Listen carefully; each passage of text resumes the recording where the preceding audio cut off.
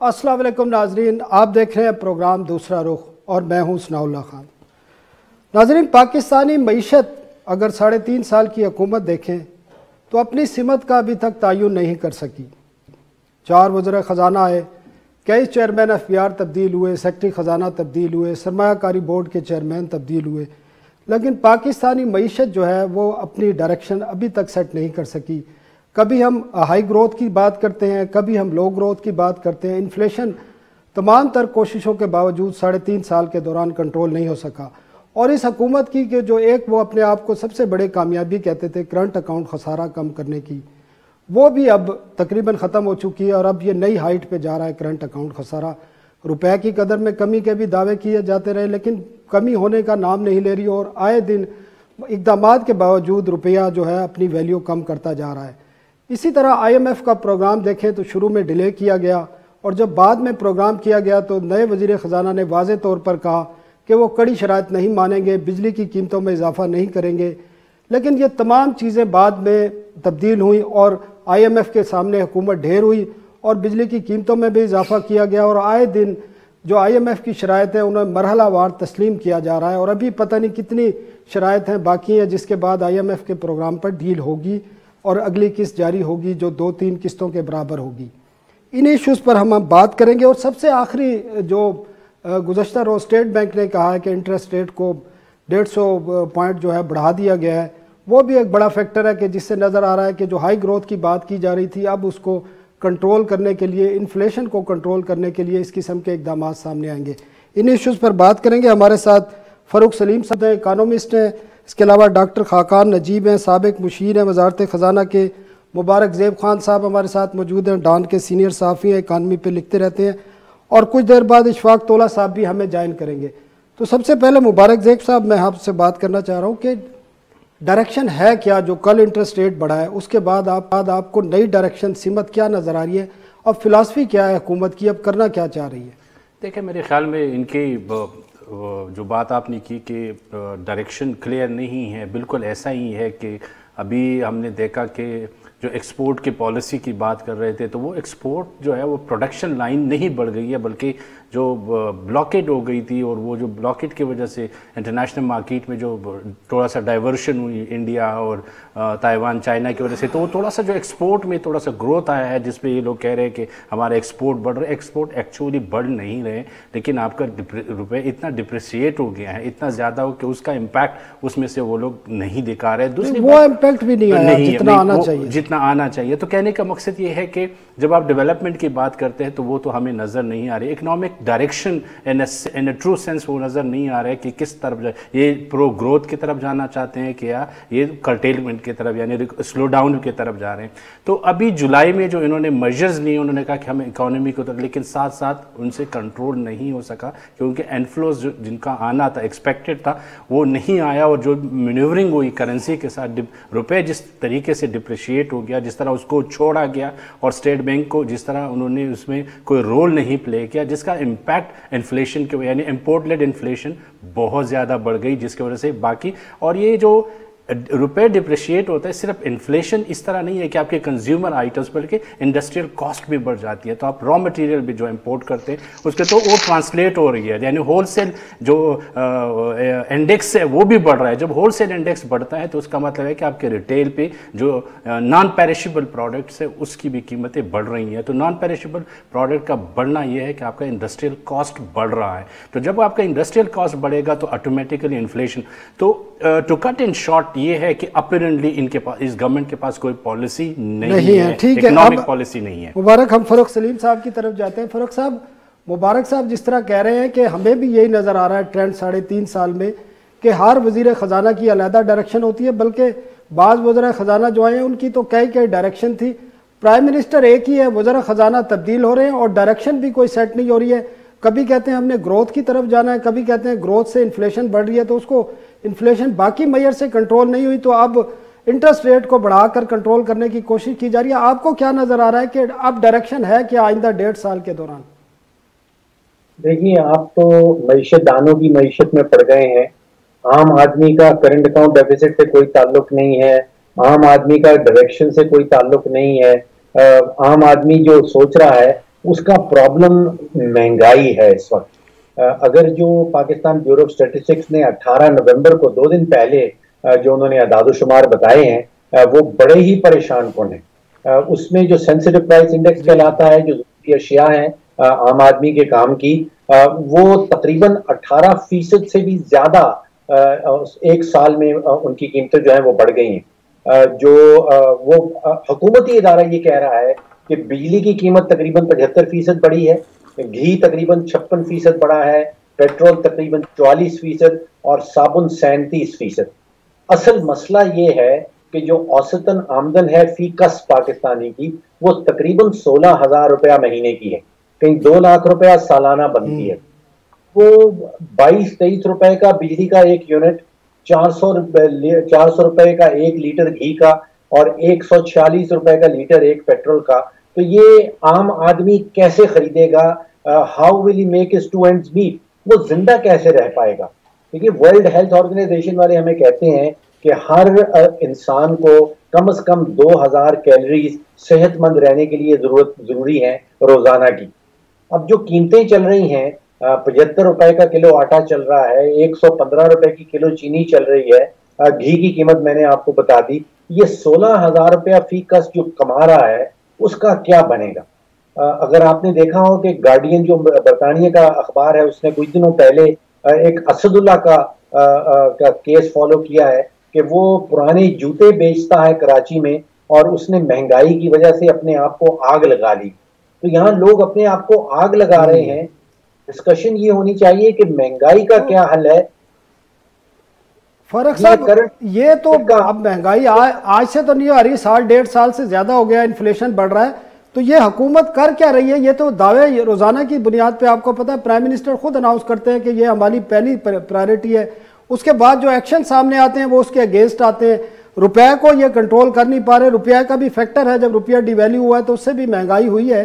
Petroleum prices बढ़ी हैं, energy prices बढ़ी हैं, खाने पीने की चीज़ें भी बढ़ती हैं, तमाम चीज़ें बढ़ती हैं। तो ये मसला ये है कि इनकी डायरेक्शन क्या है फिर, जब ये इसको तय नहीं कर पा रहे हैं कि जो एक्शन है वो उनके जो अमल है उसके मुकाबले में अब अगर देखें तो बिल्कुल डिफरेंट है। एक तरफ कहते हैं हमारी पहली प्रायोरिटी कि हमने महंगाई कम करनी है, लेकिन उसके साथ जब एक्शन सामने आते हैं कहने के बावजूद बिजली की कीमतें बढ़ा देते हैं, पेट्रोल की प्राइसेस बढ़ा देते हैं, टैक्सेस को की एग्जम्पशन खत्म करने की बात हो रही है। तो फिर एक्शन क्यों नहीं ले रहे जब हुकूमत को भी पता है, एक पॉलिटिकल हुकूमत है, अपने आप को वो दावा करते हैं कि आइंदा इलेक्शन भी हमने जीतना है। तो फिर किस तरह, डायरेक्शन क्या है इनकी, फिर चाहते क्या है ये? देखिए, आप बहुत आगे निकल गए, डायरेक्शन में पहुंच गए। यहाँ पे तो कोई पॉलिसी एग्जिस्ट नहीं करती किसी चीज की। आप देखिए कि पिछले, अभी शायद आपने भी कहा कि पिछले 40 महीनों में कोई 5 वज़राए खजाना बदली जा चुके हैं। ऐसा भी वक्त आया है कि जब पाकिस्तान के 22 करोड़ पाकिस्तानियों के पास ना तो कोई वजीर खजाना था, ना कोई मुशीर खजाना था। अब अगर इस किस्म का माहौल आप दे रहे हैं जिसमें एक वजीर खजाना जो है वो औसतन 10-11 महीनों से ज्यादा नहीं रह रहा, उसके पास टेन्योर नहीं है, तो पॉलिसी क्या बनेगी? पॉलिसी उस वक्त बनती है जब आपके पास टीम एग्जिस्ट करती हो। अब अगर टीम नहीं है तो पॉलिसी सामने नहीं आएगी। आप सोचिए कि हमने पिछले कुछ महीने किस तरह जाया किए।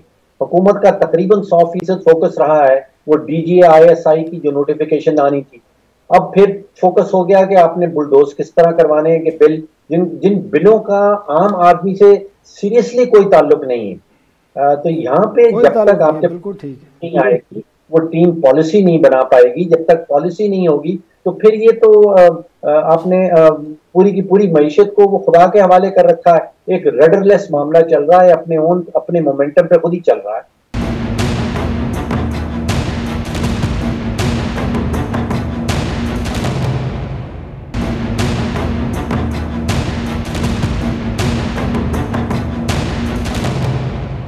डॉक्टर खाकान साहब की तरफ भी चलते हैं। डॉक्टर साहब, आप तो वजारत ख़जाना में रहे और काफ़ी अरसे तक रहे, हमने देखा है आप काम भी करते रहे, पॉलिसियाँ साजी में भी आपका बड़ा अहम रोल था।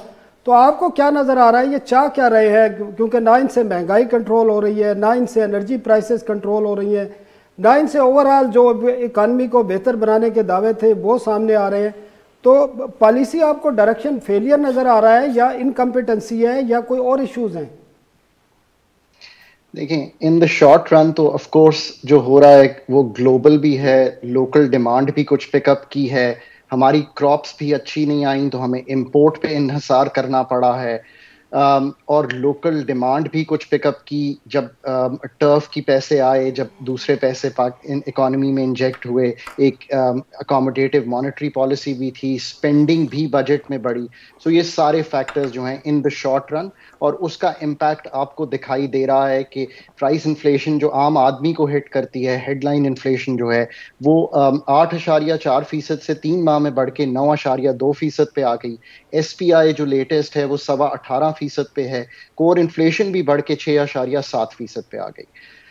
सो ये शॉर्ट रन फैक्टर्स की वजह से तो ये सब कुछ आपको होता दिखाई दे रहा है। पाकिस्तान में ये ज्यादा इसलिए है कि पिछले 3 माह में हम या 3 से 4 माह के आज़ादोशुमार जब देख रहे हैं तो आपको दिखाई दे रहा है कि 14-14.5% आपकी करेंसी की एडजस्टमेंट हुई। सो उसका भी एक इम्पैक्ट आपको दिखाई दे रहा है।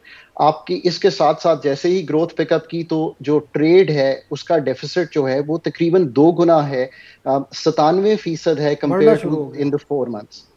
अच्छा जी, इसके साथ साथ इसमें ऑफ कोर्स एक्सपोर्ट्स में भी कुछ बढ़ता हुआ ट्रेंड है, तकरीबन 32% का, पर इंपोर्ट 67% बढ़ी।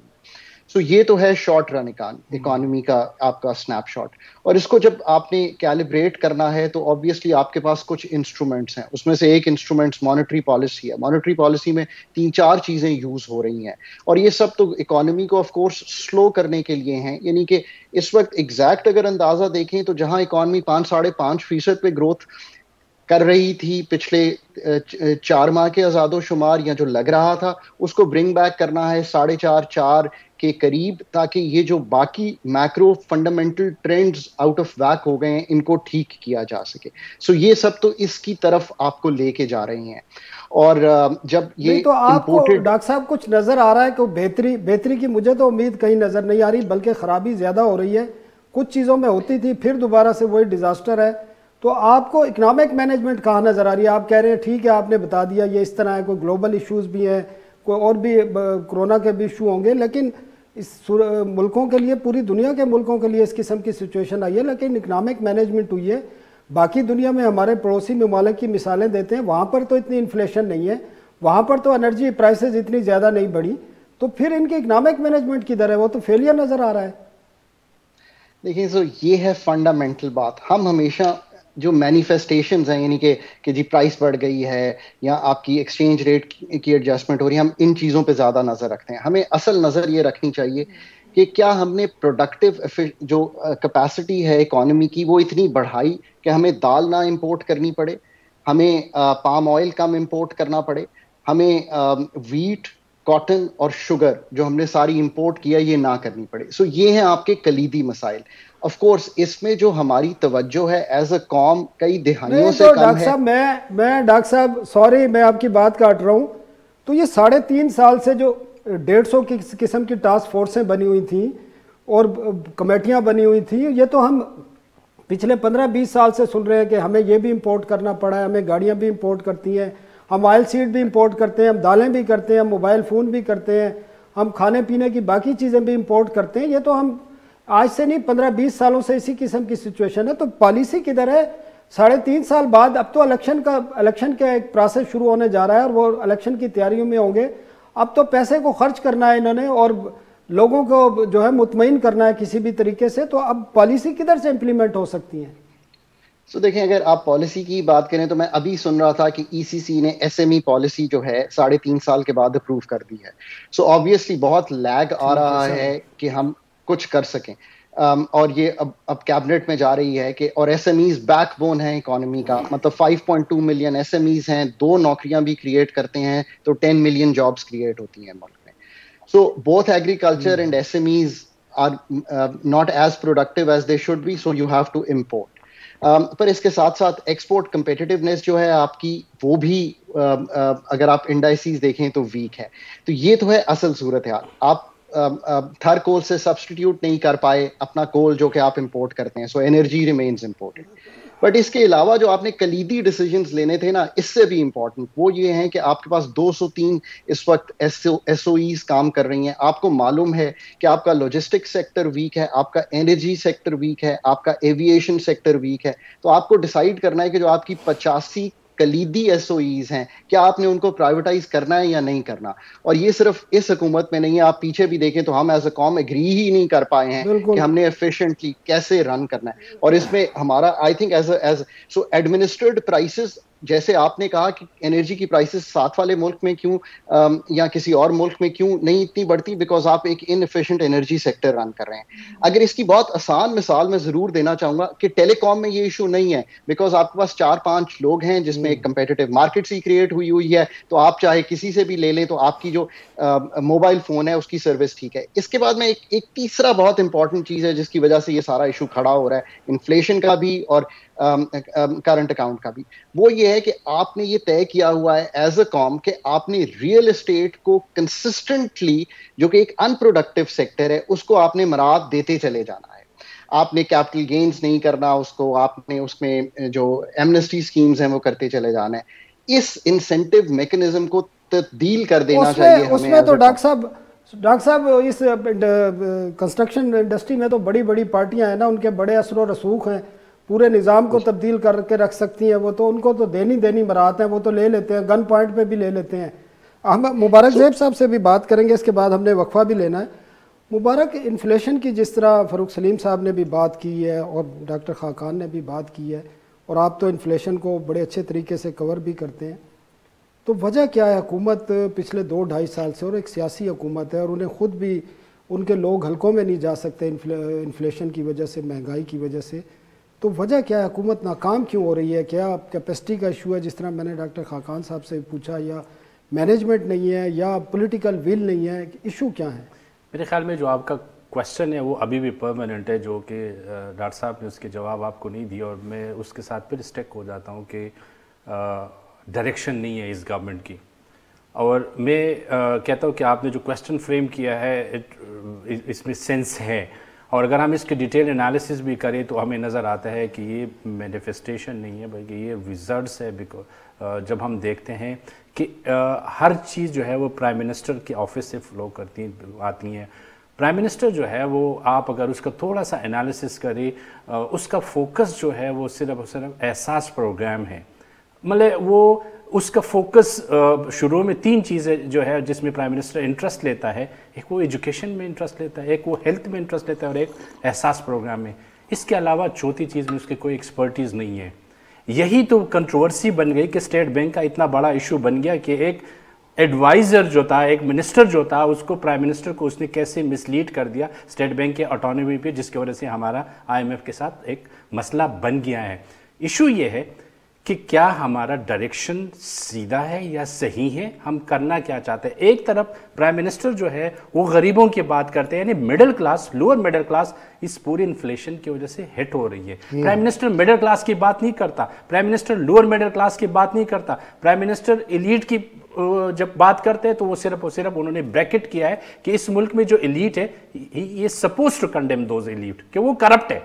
लेकिन जब वो करते हैं उसको सिर्फ इस चीज़ पे ये बताया गया है कि जो गरीब तबका है, अगर इसको आप एहसास प्रोग्राम में नहीं डालोगे तो ये रिवोल्ट करेंगे, आपके खिलाफ उठेंगे। उस रिवोल्ट को रोकने के लिए इसने एहसास प्रोग्राम पे फोकस है, इस गवर्नमेंट का टोटल फोकस इस वजह से है कि वहाँ से कोई रिएक्शन ना आए, क्योंकि सियासी पार्टियां उसमें इस तरह का रिएक्शन अब नहीं है। तो वो जो अगर वो लोग ईंधन बन सकते हैं अपोजिशन पार्टीज के लिए, उसको रोकने के लिए, उन्होंने उसको सबसाइड करने के लिए वो एहसास प्रोग्राम की वजह से उसको काउंटर कर रहे हैं।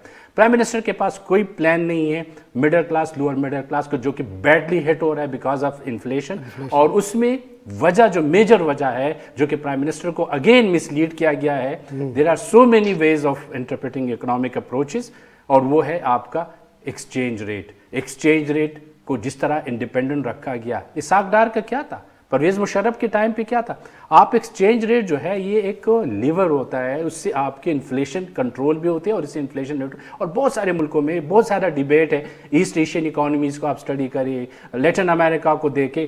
यही वजह है कि प्राइम मिनिस्टर को इस चीज़ के ऊपर भी कि पाकिस्तान जैसा एक मुल्क जो कि लीस्ट डेवलप कंट्री है, वैसे तो इसको डेवलपिंग कंट्री कहते हैं, लेकिन ये लीस्ट डेवलपिंग कंट्री में एक्सचेंज रेट को इस तरह खुला छोड़ना, यानी इसाक डार एक्सचेंज रेट को कंट्रोल करता था। यानी प्राइम मिनिस्टर को यहाँ पे भी गलत ब्रीफ किया गया कि इसाक डार ने इतने डॉलर वेस्ट किए आर्टिफिशियली, हाँ, लेकिन ये वेस्टेज नहीं था, बल्कि आपने इंटरेस्ट जो था आपका मिडिल, लोअर मिडिल क्लास और गरीब तबके, यानी जो पैसे आप खर्च कर रहे हैं आप एहसास प्रोग्राम के नाम पे, वही पैसे अगर एक्सचेंज रेट पे या आपका पॉलिसी डायरेक्शन सही होता। लेकिन टू सम अप, मेरे ख्याल में अगर इसको सम अप करें वो ये है कि प्राइम मिनिस्टर इन 3 सब्जेक्ट के अलावा चौथे सब्जेक्ट के बारे में उसका नो हाउ मुझे नज़र नहीं आ रहा है। एज ए जर्नलिस्ट जब मैं उसे देखता हूँ तो गरीब लोगों को इसलिए एहसास में डालते हैं कि कहीं वो अपोजिशन के साथ ना मिले और प्रोटेस्ट शुरू ना करे, और लोअर और मिडिल क्लास जो बैडली हिट हो रहे हैं उनकी बैडली इकोनॉमिक पॉलिसीज़ की वजह से,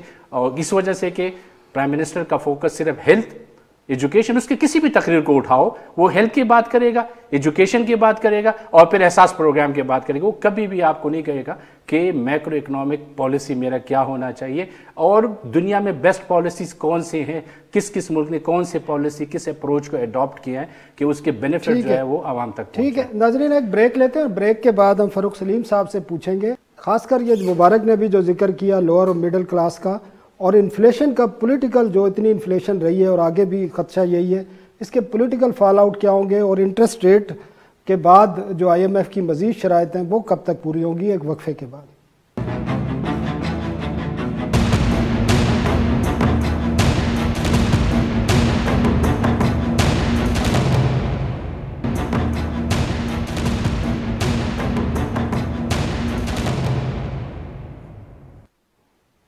वेलकम बैक नाजरीन। फ़ारूक सलीम साहब, आपने मुबारक ज़ेब की भी बात सुनी, बड़ी वैलिड बात थी कि मिडिल क्लास और लोअर मिडिल क्लास सबसे ज़्यादा हिट हुए इन्फ्लेशन के, और आप बेहतर जानते हैं इन चीज़ों को। आपको पॉलिटिकल फॉल आउट क्या नज़र आ रहा है इस इन्फ्लेशन का? आया कि जो तहरीक इंसाफ की हुकूमत है, जो इनकी इकनॉमिक मैनेजमेंट है और जो इनकी स्ट्रेटजी और पॉलिसी हैं, उसमें इन्फ्लेशन से जो एक इम्पैक्ट आया है अवाम पर, उसका पॉलिटिकल फॉल आउट ये बर्दाश्त करने के लिए तैयार है? आपको नज़र आ रही है कोई ऐसी सूरत हाल? देखिए, आज से 3 साल पहले जब मिडिल क्लास का जिक्र करते थे, अब तो मुझे महसूस होता है कि मिडिल क्लास तो रही ही नहीं।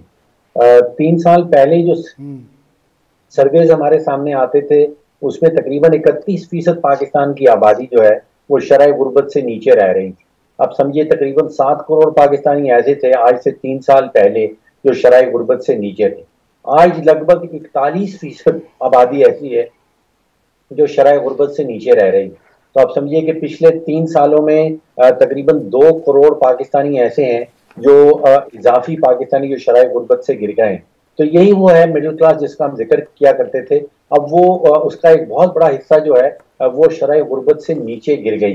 तो इसमें देखिए पिछले कोई 12 महीनों में 8 या 10 मीटिंग्स वजीर आज़म साहब ने काबीना की मीटिंग्स की हैं, खास तौर पे महंगाई के हवाले से। और उसके बाद हमें हमेशा ये पता चलता रहा है, बताया जाता रहा है कि महंगाई का जो मुश्किल वक्त है वो गुजर गया है, अब बेहतर वक्त जो है वो सामने आने वाला है। यहाँ पे अगर आप गौर से देखें तो मुझे महसूस ये होता है कि हुकूमत की महंगाई के ऊपर कतई कोई पॉलिसी नहीं है। कुर्बानी के बकरे जरूर ढूंढे जाते हैं। अगर चीनी की कीमत बढ़ जाए तो हम कहते हैं कि माफिया ने ये काम कर दिया। आजकल हमारा जो फेवरेट कुर्बानी बकरा है वो IMF है। अगर बिजली की कीमत बढ़ा रही है तो IMF की हमारी एक्शन है, IMF हमें मजबूर कर देती है कि आप बिजली की कीमत बढ़ा दें। अगर रुपया गिर रहा है तो IMF हमें कह रही है कि रुपया गिरा दें। यकीन कीजिए ये सब कुर्बानी के बकरे हैं। जो एक्चुअल मुआहदा है पाकिस्तान और IMF के दरमियान, IMF दुनिया में किसी भी मुल्क को ये नहीं कहती कि भाई आप अपनी बिजली के रेट बढ़ा दें। IMF दुनिया में किसी भी मुल्क को ये नहीं कहती कि आप अपनी करेंसी की डिवैल्यूएशन कर दें, उसकी कीमत गिरा दें। IMF ये कहती है कि आपकी जो कॉस्ट आ रही है बिजली के ऊपर प्रोड्यूस करने की, उसको पूरी तरह रिकवर करें। वो ये कहती है कि जो 20-25% चोरी हो रही है उसको रोकें। अगर आप वो नहीं रोक पाते तो फिर आपको मजबूरन टैरिफ बढ़ाना पड़ता है। IMF ये नहीं कहती कि आप अपनी करेंसी की वैल्यू बढ़ा दें, वो ये कहती है कि जो ओपन मार्केट है, जो फ्री मार्केट है, उसको इजाजत दें कि वो आपकी करेंसी की वैल्यू की तयन करे। अगर आपकी एक्सपोर्ट्स जो हैं वो 2013 के लेवल पे पहुंची हैं, $2-2.5 अरब से महाना बढ़ नहीं रही, और आपकी इंपोर्ट्स आ गई 6.5 अरब की महीने की बुनियाद के ऊपर, तो फिर रुपया तो प्रेशर में आएगा, फिर रुपया तो गिरेगा। रुपये के ऊपर हुकूमत की क्या पॉलिसी है? कोई पॉलिसी नहीं है। पब्लिक सेक्टर एंटरप्राइज ने कोई 2000 अरब का कर्जा इकट्ठा कर लिया है, उसमें हुकूमत की क्या पॉलिसी है? कोई पॉलिसी नहीं है। अगर 200-300 अरब रुपए की बिजली चोरी हो रही है तो हुकूमत की क्या पॉलिसी है? हुकूमत की कोई पॉलिसी नहीं है। अगर गैस की शॉर्टेज आ रही है, $2.5 बिलियन की गैस इस मुल्क में चोरी हो जाती है, उसके ऊपर हुकूमत की क्या पॉलिसी है? तो कोई पॉलिसी नहीं है। ये जैसे मैंने पहले कहा, पॉलिसी तब बनेगी अगर आपके पास टीम हो। तो टीम अभी एग्जिस्ट नहीं करती। टीम तो हर 8-9 महीने के बाद जो है वो तब्दील हो जाती है। फारूक साहब, ये जो मैंने बात आपसे पूछी थी दोबारा पूछूंगा कि इन्फ्लेशन का और इस किस्म की बैड इकोनॉमिक मैनेजमेंट का पॉलिटिकल फॉल आउट क्या नज़र आ रहा है आपको? देखिए, पॉलिटिकल फॉल आउट बड़ा वाज़ेह है कि वोट्स जो हैं वो इनको उतने नहीं मिल पाएंगे जितने लास्ट टाइम मिले। इसलिए फिर उसके ऑल्टरनेटिव ढूंढे जा रहे हैं, बुलडोज किया जा रहा है, नई नए तरीके वो इलेक्ट्रॉनिक वोटिंग मशीन को इंट्रोड्यूस करने की कोशिश की जा रही है। तो महंगाई इस वक्त तकरीबन 90% पाकिस्तानी ये कहते हैं कि उनकी जिंदगी का सबसे बड़ा चैलेंज जो है वो महंगाई है। तो महंगाई अगर ऐसे ही चलती रही, साल बचा है, तो फिर वोट तो नहीं मिल पाएंगे। लेकिन इसके और असरात भी होते हैं कि पार्टी अंदर से भी टूटने का खतरा हो जाता है, क्योंकि बहुत सारे इनके एमएनएज हैं वो ये कह रहे हैं आजकल कि वो अपने हलकों में नहीं जा पा रहे। तो पार्टी के अंदर से, जिसको हम इम्प्लोजन कहते हैं, का भी खतरा रहता है। जो उनके जो सियासी मुखालिफिन हैं, उनके लिए जो जगह है वो आसान हो जाता है इनके ऊपर हमला करने के लिए। तो वो भी आप देख रहे हैं कि जो अपोजिशन पार्टीज हैं वो अपनी अपनी छुरियां तेज कर रही हैं। तो बहुत सारे असरात हैं इसके, जो तकरीबन सारे के सारे मनफी असरात पड़ेंगे। ठीक है फारूक साहब, आप हमारे साथ रहिए। डॉक्टर खाकान साहब, एक जो कल स्टेट बैंक की तरफ से एक इकदाम सामने आया, इंटरेस्ट रेट में इजाफा किया गया है, हमें आपसे जानना ये है कि आया कि IMF की, क्योंकि ये तो शराइत में शामिल है, दो चीज़ें इसमें पूछनी है। एक तो इंटरेस्ट रेट में इजाफे से इन्फ्लेशन को कंट्रोल करने में हुकूमत को मदद मिल सकती है, और आया कि ये सिर्फ इंटरेस्ट रेट अभी ये इतना ही बढ़ाना है या इसमें मज़ीद 1-2 माह का, क्योंकि ये मुकर्रर किया 2 माह के बाद मज़ीद इसमें आपको नज़र आ रहा है कि बढ़ाना पड़ेगा इन्फ्लेशन के हिसाब से देखते हुए, और IMF की मज़ीद कौन सी शराइत देख रहे हैं जो आने वाले दिनों में जिन पर इम्प्लीमेंटेशन होना है? देखें, अभी तक तो जो आपका एक्सचेंज रेट है वो मेजर हिट ले रहा था, जितना आपका बैरूनी खसारा बढ़ रहा था। तो उसको शिफ्ट करने के लिए और एक्सचेंज रेट की वजह से इन्फ्लेशनरी इम्पैक्ट भी बहुत हाइटेंड आ रहा था, तो उसको भी एड्रेस करने के लिए ये जो आपका 1.5% कल बढ़ा है, और इससे पहले भी 0.25, सो जो मॉनेटरी टाइटनिंग है वो 1.25 की है। इसके साथ साथ कैश रिजर्व रेशियो भी चेंज किया गया, जिससे 170 अरब की जो लिक्विडिटी है वो मार्केट से वाइप आउट हुई है। इसके साथ साथ इंपोर्ट जो है उसकी कई जगह 100% LC पे ले जाया गया। सो कई चीजें हो रही हैं, और इन सब का मकसद जो है वो यही है कि आपका जो रुपया है वो सिर्फ ना ले रहा हो। ये तो उम्मीद मैं ये करता हूं कि जो अब जो रुपए की हिट है वो फर्दर नहीं होगी, और आप इसकी दोनों साइड की मूवमेंट देखेंगे। मैं एक गुजारिश कर दूं अपने लोगों से कि Pakistan is not on a free float. The only currencies that are on a free float are the US और the euro. Pakistan is on a market based exchange rate. हमने 152 का रुपया भी देखा, फिर 165 का भी देखा, फिर 152 का भी देखा। सो ये पॉलिसी कैलिब्रेशन इंतहाई जरूरी है। लेकिन आपको डॉक्टर साहब आपको याद होगा कि जब IMF का प्रोग्राम नेगोशिएट हुआ था और फाइनल हुआ था, तो उस वक्त ये खबरें थी कि ये 170-180 पे जाएगा, और वही सूरत हाल है। तो फिर आप कैसे कह रहे हैं ये मार्केट बेस है, जब आज से 1.5-2 साल पर 2.5 साल पहले कह दिया गया था कि ये आइंदा आने वाले दिनों में 1.5-2 साल में ये 170-180 पे जाएगा, और ये IMF से कमिटमेंट की गई है? मेरा ख्याल है कि सना कभी भी कोई ऐसी कमिटमेंट नहीं की जाती। मैं मौजूद था जब ये निगोशिएट हुआ था प्रोग्राम। ज़रूर नंबर्स जब क्वांटिटेटिवली वर्क किए जाते हैं, जब टेबल्स में डाले जाते हैं, तो कोई चीज़ें ये देखी जाती हैं कि आपका ट्रेड डेफिसिट क्या आ रहा है, आपकी इन्फ्लेशन क्या आ रही है, उसके लिहाज से कितनी एडजस्टमेंट ऑफ द रूपी होगी। बट आई डोंट थिंक कि there is an agreement on a number. अगर आज आपका ट्रेड डेफिसिट बेहतर आ रहा होता, अगर आज आपकी इन्फ्लेशन ठीक होती, आपकी प्रोडक्टिव कैपेसिटी बेहतर होती, अगर आपकी जो इम्पोर्टेड इन्फ्लेशन है वो कम होती, अगर आप यही मैनेजमेंट बेहतर कर रहे होते, आपकी ये चीज़ों की एग्रीकल्चर प्रोडक्टिविटी बेहतर आ रही होती, तो शायद आपकी रुपये की ये एडजस्टमेंट आपको दिखाई ना देती। प्लस एक सेंटिमेंट बिल्ड हो गया बिकॉज आईएमएफ के प्रोग्राम के निगोशिएशन में बहुत डिले हुआ है। इधर again just let we put this to you, अगर ये आज की 2 महीने पहले फंड की निगोशिएशन हो गई होती, या आपको पता है $3 बिलियन भी सऊदी अरेबिया से बहुत डिलेड आ रहे हैं, फिर $1 बिलियन की ऑयल फैसिलिटी भी अभी तक कंप्लीटली उसको भी अभी वर्कआउट किया जा रहा है। सो ये अगर आप सारी चीजों को देखें, प्लस अफगानिस्तान जो एपिसोड है उसका भी एक इम्पैक्ट है। सो बहुत से जो फैक्टर्स हैं वो कंबाइन कर रहे हैं जिसकी वजह से है। सो अब उन फैक्टर्स को रिवर्स करने की कोशिश की जा रही है। बट देखें, हमें एज अ कॉम ये एग्री करना पड़ेगा, जैसे आपने बात अभी मेरे दूसरे शुरका कर रहे थे कि आपको आईएमएफ ये कहती है कि आप एनर्जी की जो ट्रू कॉस्ट है वो रिकवर कर लें। ये बात तो ठीक है, बट जो आपको असल एज अ कॉम जो आईएमएफ नहीं रोक रही है ना, वो ये करने से नहीं रोक रही है कि आपके पास 9 डिस्कोज हैं, आप उनमें से कुछ प्राइवेटाइज कर दें। आपको आईएमएफ इस चीज से कतई तौर पे नहीं रोक रही कि आपने 2 एलएनजी पावर प्लांट्स लगाए थे, उन पे आप सर्कुलर डेट बिल्डअप करने से पहले ही प्राइवेट सेक्टर में दे दें। आपको आईएमएफ कतई तौर पे इस चीज से नहीं रोक रही कि आपकी एग्रीकल्चर प्रोडक्टिविटी वीक है, उसको बेहतर कर लें। देखें, आईएमएफ प्रोग्राम जो है ना, उसको लेके चलना चाहिए as a bandage, so that जो आपकी लीकेज हो रही है या आपको मिल जाता है एक stamp of approval, so that आप ये राइड कर सकते हैं ये टाइम। बट जो फंडामेंटल इश्यूज हैं इकोनॉमी के, जब तक हम एज अ कॉम, not one government, not one leadership, all of us put together ये एग्री नहीं करेंगे हमने उनको सॉल्व करना है, तो ये जो इन्फ्लेशनरी ट्रेंड है। ठीक है डॉक्टर साहब हमारा जी एक चीज में खत्म जी, एक ब्रेक का टाइम हो रहा है। ब्रेक के बाद दोबारा यहीं से ब्रेक के बाद नाज़रीन एक ब्रेक लेते हैं, और ब्रेक के बाद डॉक्टर साहब से ये भी पूछेंगे कि आईएमएफ की जो बाकी शराइत हैं जो आने वाले दिनों में जिन पर इम्प्लीमेंटेशन है वो कौन कौन सी है, एक ब्रेक के बाद।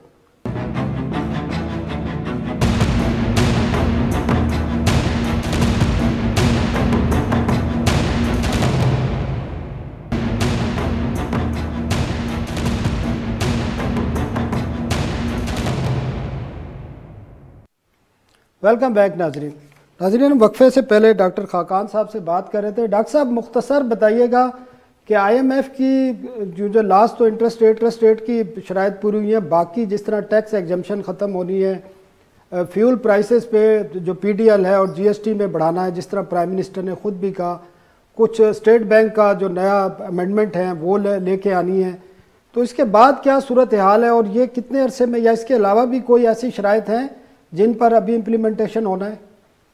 डॉक्टर साहब, आईएमएफ की जो बाकी शराइत हैं वो कब तक आप देख रहे हैं इम्प्लीमेंट होंगी और उनका इम्पैक्ट क्या होगा? मुख्तसर प्लीज। सना, आपने जिन चीजों का जिक्र किया इसमें मेनली बोन ऑफ कंटेंशन जो है वो 2 हैं इस वक्त। नंबर 1 के स्टेट बैंक का जो तरमीमी जो लॉ है उसका क्या बनेगा। जहां तक हमें पता चला है वो ये है कि फरोग नसीम जो कि हमारे लॉ मिनिस्टर हैं, उनकी बातचीत हुई है और वो आगे शायद मूवमेंट हुई है, और जो ड्राफ्ट्स की शेयरिंग है उस पर उम्मीद की जा रही है कि हम एक कंसेंसस की तरफ बढ़ रहे हैं। So if we are able to solve that, और उसमें अब देखना यह है कि क्या आईएमएफ इस बात पे मान लेती है कि हम सिर्फ इसकी जो ले करना है असेंबली में वही काफ़ी होगा, कि क्या आईएमएफ इस बात पे सोच रही है कि इसका पास कराना ज़रूरी है। So we have to see in the coming days कि इस पे क्या एग्रीमेंट होता है। और नंबर 2, सेल्स टैक्स एग्जेम्पशंस जिन चीज़ों पे कम करनी है, तकरीबन 107 अरब से लेके 170 अरब से लेके 200 अरब की बात हो रही है। तो दूसरी जो चीज़ है वो ये है, पर याद रहे कि ये सिर्फ प्रायर कंडीशंस हैं। इस आईएमएफ की 3 तरह की शराइत होती हैं, एक प्रायर कंडीशंस, एक स्ट्रक्चरल बेंचमार्क्स जो ऑन गोइंग हैं, और तीसरी चीज जो होती है हमारे परफॉर्मेंस क्राइटेरिया। तो ये तीनों ऑन गोइंग है, और इसमें अभी फरवरी में भी आप देखेंगे कि कुछ ऐसी चीजें होंगी जो कि मुल्क को करनी पड़ेंगी अगर हमने आईएमएफ मतलब फरवरी तक आईएमएफ प्रोग्राम के तहत जो एग्रीमेंट है इनका होना मुमकिन नजर नहीं आ रहा। फिर अगर आप ये कह रहे हैं, नहीं, मैं ये कह रहा हूँ कि प्रायर कंडीशंस हो जाएंगी तो फंड ले जाएगा बोर्ड में, और वो जल्दी भी हो सकता है। फरवरी में तो सेकंड राउंड में कह रहा हूँ कि कुछ structural benchmarks I think electricity और इसके हैं जो कि हमें करने पड़ेंगे। प्रोग्राम तो अगर ठीक है डॉक्टर साहब टाइम हमारे पास कम है। फारूक सलीम साहब से भी हम आखिरी 2 मिनट में बात करना चाह रहे हैं। फारूक साहब, आईएमएफ की जो बाकी शराइत हैं, जिस तरह डॉक्टर खाकान साहब ने भी बताया कि 170 से 200 अरब की टैक्स एग्जम्पशन ख़त्म होनी है, तो फिर आपके ख्याल में इन्फ्लेशन कहाँ जाएगा और बाकी भी चीज़ें, और स्टेट बैंक के जो अमेंडमेंट बिल लेके आ रहे हैं जिसमें स्टेट बैंक की खुद मुख्तियारी शामिल है, तो उसके बाद पाकिस्तानी मार्केट को आप किस तरह देख रहे हैं? देखिए, दो वादे जो हमने मार्च की 24 तारीख को IMF के साथ किए थे जब बोर्ड की अप्रूवल आई थी, उसमें एक तो बिजली के बिल के हवाले से तकरीबन 900 अरब रुपए का वादा किया गया था कि वो हम इजाफी इकट्ठा करेंगे, टैरिफ जो है वो 5 से 6 रुपए फी यूनिट बढ़ाया जाएगा। दूसरा एक वादा किया गया था कि तकरीबन 30 रुपए फी लीटर पेट्रोल और डीजल के ऊपर इजाफी टैक्स लगाया जाएगा पेट्रोलियम लेवी की मद में। और फिर वो जब बजट अनाउंस किया गया उसमें आपने अमाउंट देखी होगी, एक 610 अरब रुपए का इजाफी रेवेन्यू इकट्ठा करना था। ये वही है जो पेट्रोल और डीजल के हवाले से हमने इकट्ठा करना था। मार्च में ये वादा किया गया था। मार्च में हमारे पास जो वजीर खजाना थे वो डॉक्टर हफीज शेख साहब थे। फिर अप्रैल में नए वजीर खजाना, नए मुशर्रिफ खजाना साहब आ गए और उन्होंने ये कहा कि मेरे पास एक जादू की छड़ी है और वो मैं चलाऊंगा और मुझे बिजली के रेट भी नहीं बढ़ाने पड़ेंगे, मुझे पेट्रोल के ऊपर भी इजाफी टैक्स नहीं लगाना पड़ेगा। उस वक्त IMF ने ये सोचा कि मैं डॉक्टर साहब हमारे पास अपना फरूख सलीम साहब हमारे पास टाइम खत्म होने जा रहा है, तो आप प्लीज एक फिक्रे में इसको वाइंड अप कर दें। इन्फ्लेशन का फिर इम्पैक्ट क्या आएगा नई शराइत से जो आने वाले दिनों में आनी? अगर तो जो वादे मार्च में किए गए थे उनके ऊपर अमल दरामद होता है तो आप सोचिए कि पेट्रोल की प्राइस में इजाफा होगा। अगर पेट्रोल की प्राइस में इजाफा होता है तो फिर महंगाई जो है वो पाकिस्तान की जिंदगी के हर शोबे में जो है वो आ जाती है। बिजली का भी तकरीबन ठीक है। फरूख सलीम साहब बहुत शुक्रिया आपका। डॉक्टर खाकान नजीब साहब बहुत शुक्रिया। मुबारक जैक साहब आपका भी बहुत बहुत शुक्रिया। नाजरीन, इस हफ्ते के लिए आज के लिए इतना ही काफ़ी। कल तक के लिए इजाज़त दीजिए। अल्लाह हाफ़िज़।